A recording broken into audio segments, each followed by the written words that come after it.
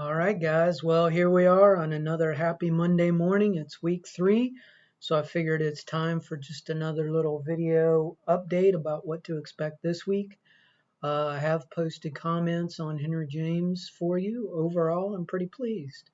I see a lot of folks taking the advice that I gave on the first 2 lessons. Thesis statements are pretty sharp. There's some minor issues for all of us here and there with things like replacing phrases like what Daisy does or how Daisy copes with specific descriptions of actions from the text.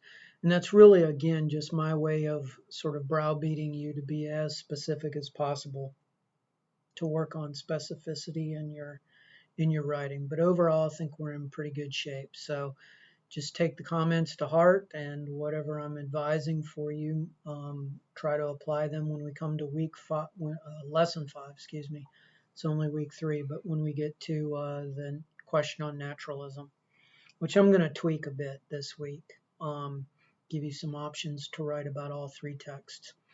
As we go into week 3, we're going to talk about the naturalist era, which is relatively short, only the 1890s and up to about 1910.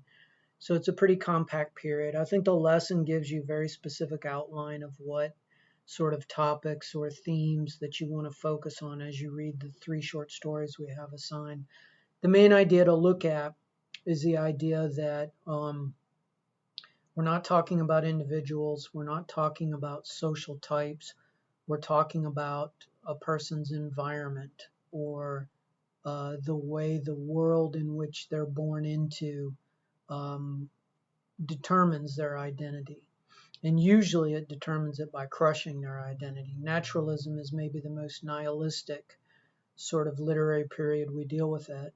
And there's a very important reason. Friedrich Nietzsche, the philosopher who invented the idea of nihilism, was a product of this period. And we're also dealing with the idea of biology and the Darwinian notion of the survival of the fittest, and the way that that gets into social Darwinism, which is a concept comes about in the social sciences thanks to the influences of Darwin, led by Spencer, I believe. None of that's really relevant. None of those names are really relevant to what we're being asked to do. But as you look at the 3 stories, which are The Yellow Wallpaper, Springtime Fantasy, I won't inflict my French upon you, and The Open Boat, we just want to basically look for the naturalistic themes in these works. And again, the idea is that naturalism is a kind of hyper-realism, a more intense realism. It can be fairly non-empathetic to its characters. It can portray them as kind of cartoons. But the idea is the value of humanity is defeated in a lot of ways in naturalist fiction. It's more about the context and it's a sort of ripping away of literary illusions.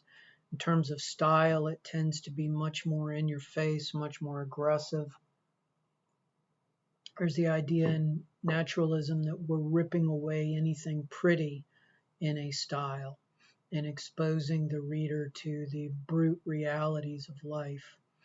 In terms of effect, the general idea of naturalism is that it's trying to take away our notion of optimism or positivity about the social structures, about the organization of society. It really is presenting the world in which characters live in as a contest of battles, a battle of will, and only the strongest shall survive.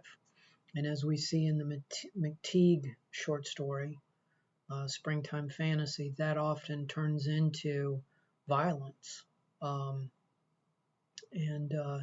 there's a lot of irony in naturalism as well. The joke is to sort of depict, to make fun of our expectations of our better angels.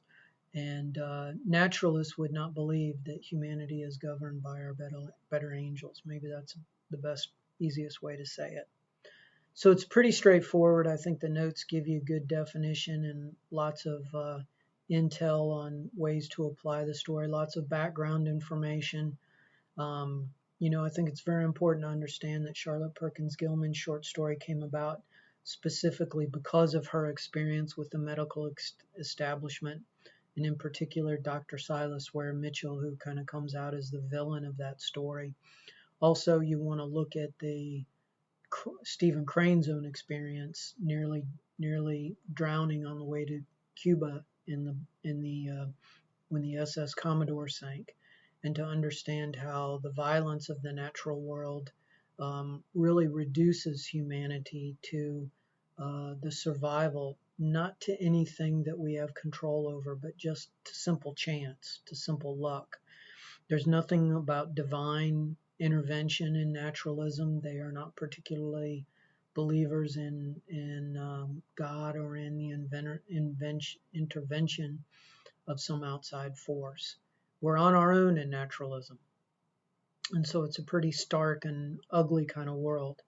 As I think I mentioned in the notes, it's really not my favorite, largely because of those reasons, and it's difficult to sort of get folks to get into this period precisely because of that.